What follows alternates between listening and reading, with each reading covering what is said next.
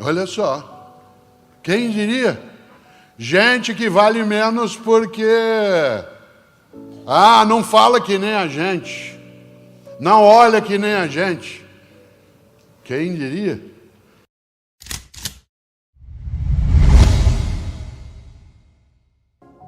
E uma vez eu entrei nesse hotel que estamos hoje.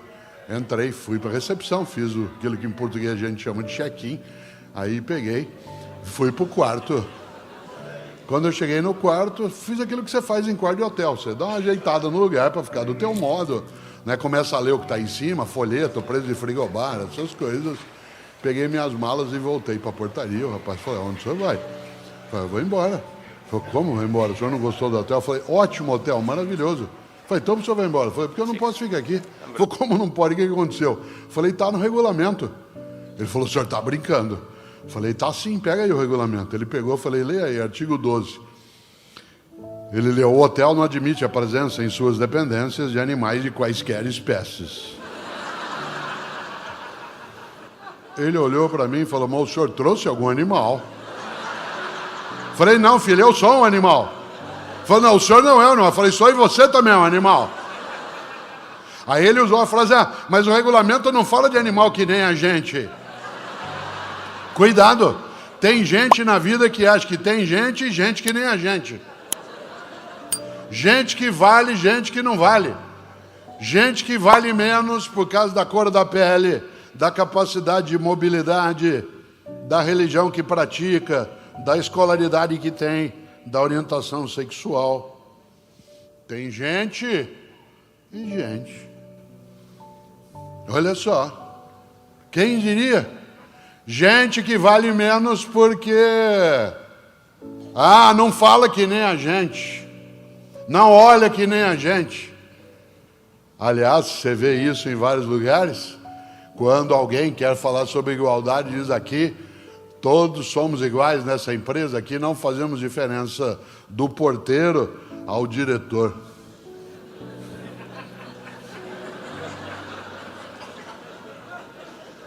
Aqui não criamos distinção entre as pessoas, aqui todos são iguais, da diretora ao faxineiro. O gesto não é inocente, como palavras não são tão inocentes. Como a gente tem de pensar o quanto vale e imaginar. Na política, quantas vezes eu vi de cima do palanque, e eu tive que me policiar várias vezes para não fazer isso também, de cima de um palanque, a pessoa dizendo, nós temos que levar a educação até o povo. Nós temos que levar a saúde até o povo. Por que eu estou dizendo isso? Porque a gente não pode ter uma cabeça medíocre, que gere uma convivência medíocre, um desleixo com a vida comunitária, com o planeta, com os nossos afetos, com os nossos desejos, com aquilo que marca a necessidade de nós fazermos valer. Num dos momentos de maior emoção da minha vida foi eu visitando uma escola da Prefeitura de São Paulo. Era uma escola para deficientes auditivos, para crianças surdas. E eu fui a essa escola visitá-la e as crianças fizeram uma apresentação, cantando e dançando, e nenhuma das crianças ouvia. E elas estavam ali se apresentando a partir, especialmente do som da batida, a professora e o professor orientando, com a batida no chão para elas sentir a vibração, e cantavam sem que a gente tivesse a soltura da voz, mas da emoção sim. E quando terminou aquela coisa belíssima, eu fui agradecer às crianças e disse, olha, eu não tenho a possibilidade ainda de usar Libras, eu não sei a linguagem brasileira de sinais, mas quem estava ali eu sabia.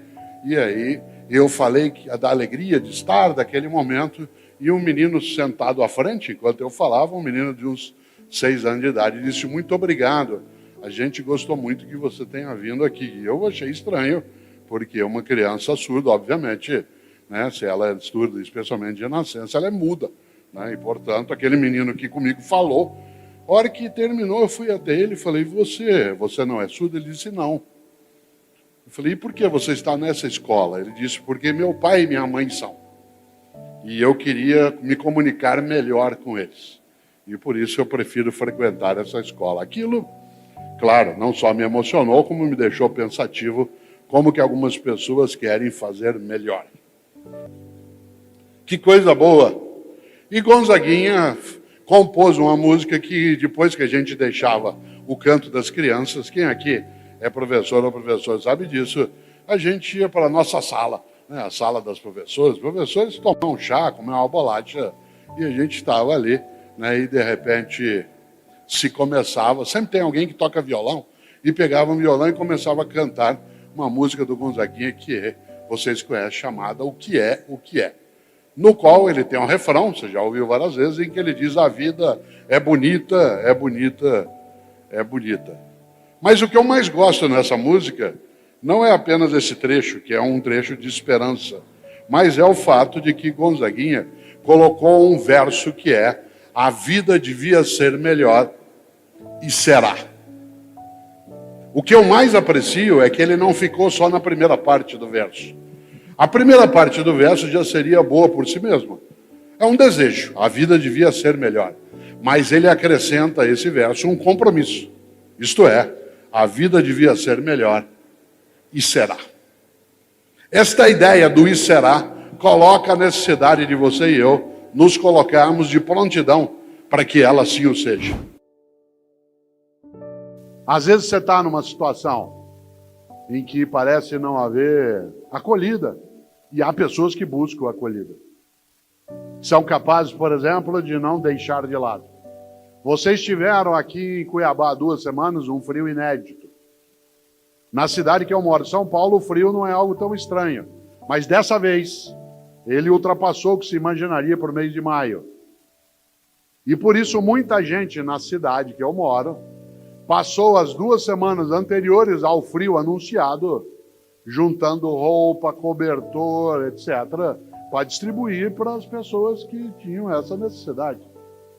Porque, como eu costumo dizer, ninguém morre de frio, morre de abandono. Ninguém morre de fome, morre de abandono. Se tiver outro ser humano que tem comida, não tem como eu morrer de fome. Se tiver outro ser humano que possa me passar um agasalho, não tem como eu morrer de frio. Por isso ninguém morre de frio ou de fome, morre de abandono. E aí pessoas decidiram, aqui também, porque se anunciava uma onda de frio, que elas iam se preparar não apenas para aquecer-se, mas para fazer mais do que obrigação. Ah, isso aí é obrigação do governo? É óbvio que é. Aliás, a gente tem toda uma estrutura tributária para oferecer o cuidado público. Mas se isso não é algo que se esqueça quando é necessário fazer mais do que obrigação. Não é uma obrigação, não. É uma forma de partilha. Você conhece gente que é excelente. O garçom é excelente, a médica ou o médico é excelente, gente da área de pediatria. Eu me lembro do pediatra de 2 dos meus filhos, que não foi pediatra do Pedro, porque ele faleceu, né? Mas ele cuidou de 2 dos meus filhos. E eu ficava encantado quando eu os levava lá, 2 irmãos do Pedro, mais velhos de idade, porque ele era capaz, por exemplo, qual seria a obrigação dele como médico? Pegar a criança, examiná-la, fazer uma anamnese com o pai ou a mãe, ou quem estava ali, fazer uma orientação, uma prescrição, pronto. O que ele fazia? Antes dele segurar um dos filhos, ele esfregava as mãos, esquentava a mão. Antes, esfregava uma mão na outra para ela ficar quente, para não segurar numa criança pequena com a mão mais fria, que já estava ali a criança sem entender o que era. Num lugar onde ela está pelada, numa mesinha meio gelada, onde ela está olhando aquilo. A mão quente, pode parecer bobagem, isso é um passo de aproximação. E por que eu digo isso? Porque, é claro, a médica excelente, a professora excelente. Às vezes, alguns de nós aqui tivemos professora de história, não sei se você lembra uma professora de história que nós tivemos. O Edson, que está aqui, que nós conhecemos há décadas, a gente teve a mesma professora com 14 anos de idade, uma professora chamada Daisy, que era professora de história, dava aula sexta-feira, no último horário. Você sabe o que significa dar aula ou assistir aula? Na sexta-feira, no último horário. E a gente gostava de ir para a aula dela, sabe por quê? Porque ela não fazia só a obrigação. Qual era a obrigação de uma professora de história? Passar aquele conteúdo. Ela nos encantava. A gente gostava de ir para a aula dela, porque ela explicava, ela contava, a gente tinha interesse. Aquilo que o Pedro falava aqui, em relação ao conteúdo que encanta, que não é só a obrigação. Claro, evidentemente, capricho. No mundo de mudança e velocidade, nós temos o vir à tona, a emergência, vir à tona, emergir, de múltiplos paradigmas, modos de fazer, de pensar. E nessa hora, claro, é preciso que eu seja capaz de não esvair a competência. Eu o cito em alguns livros, porque eu gosto demais. Beda, que é chamado de São Beda, né, por católicos, ortodoxos, luteranos e também anglicanos. Beda, ele diz algo que eu vou repetir 2 vezes. Ele diz: há 3 caminhos para o fracasso. 3 caminhos para o fracasso. Primeiro, não ensinar o que se sabe. Segundo, não praticar o que se ensina. E terceiro, não perguntar o que se ignora. Digo de novo. Há 3 caminhos para o fracasso. Não ensinar o que se sabe, não praticar o que se ensina e não perguntar o que se ignora. Vamos inverter. A você, servidor e servidor público, aqui ou fora daqui, pessoas que colocam o poder da autoridade, do conhecimento, da capacidade a serviço de uma população que precisa. Vamos inverter. Há 3 caminhos para o sucesso. Ensinar o que se sabe, isto é, generosidade mental. Segundo, praticar o que se ensina, ou seja, coerência ética. E terceiro, perguntar o que se ignora, isto é, humildade intelectual. Estas são 3 trilhas virtuosas para um passado honroso daqui a 30, 40 anos. Generosidade mental, coerência ética e humildade intelectual. Nós vivemos hoje múltiplos paradigmas. É necessário que a gente tenha coerência ética de praticar aquilo que ensina. Tenha generosidade mental para repartir o que sabe. Mais especialmente, e eu quero usar os teus 3 minutos finais de desespero nessa direção, já se foi mais de 1 hora, você nem notou, você estava cochilando. Quero lembrar que dessas 3 trilhas virtuosas, a mais importante delas é humildade intelectual. Isto é, eu saber que eu não sei todas as coisas. E que se eu quiser não me tornar medíocre, eu preciso estar disponível, permeável a conhecer aquilo que ainda não conheço. Aliás, porque só conhecendo aquilo que não conheço, poderei avaliar se ele tem cabimento no que fazemos ou não. E nesse sentido, abrir a cabeça para o mundo que chega. Num mundo em que eu posso, desde publicar, escrever livros em plataforma papel, como no mundo digital, fazer cursos presenciais, ou como tenho eu, curso online de filosofia. Fazer aquilo que nos permite uma capacidade de fazer essas pontes todas dos nossos tempos de existência, mas acima de tudo, comemorar com humildade. E uma pessoa que tem humildade sabe que não se deve confundir humildade com subserviência.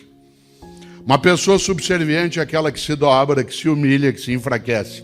Uma pessoa humilde é aquela que sabe que não sabe tudo, é aquela que sabe que não é a única que sabe, aquela que sabe que a outra pessoa sabe que ela não sabe, aquela que sabe que ela e outra pessoa saberão muita coisa juntas, aquela que sabe que ela e outra pessoa nunca saberão tudo que pode ser sabido. Foi claro? Humildade intelectual, generosidade mental e coerência ética. Preste atenção, a humildade intelectual nos coloca a necessidade, inclusive, de prestar atenção em quem não concorda com a gente. Uma das coisas mais tolas é achar que já sabe tudo que pode ser sabido e tudo que é necessário.